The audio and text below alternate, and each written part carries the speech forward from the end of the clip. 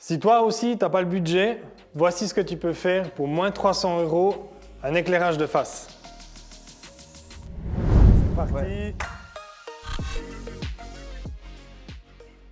Nous, on a eu le souci quand on est passé au live stream, c'est qu'on n'avait pas d'éclairage en fait sur la scène, on n'avait rien de face. Et puis ça, c'est super important quand tu fais du live stream.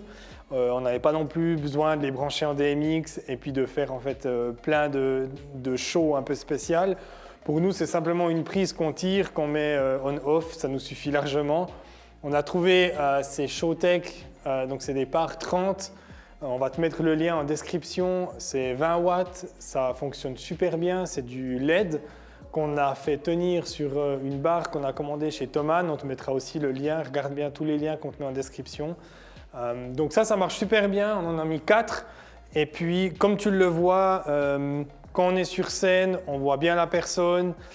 Quand il y a la partie plus musicale, on éteint les lumières, comme ça aussi les caméras elles arrivent bien à mettre le focus sur la personne sur scène, ça c'est aussi important.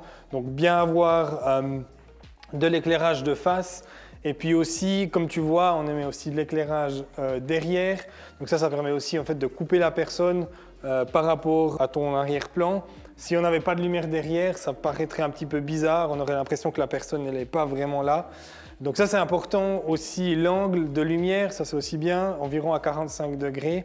Et tu vois, quand je me déplace en fait sur scène, l'important c'est que je n'ai pas à un moment donné de l'ombre qui vient et puis ensuite de nouveau de la lumière. Donc ça c'est vraiment important, c'est pour ça qu'on en a mis 4. C'est pour vraiment couvrir l'ensemble en fait de la scène et puis d'avoir assez d'éclairage. On te met tous les liens en description. N'oublie pas de t'abonner à la chaîne et à bientôt.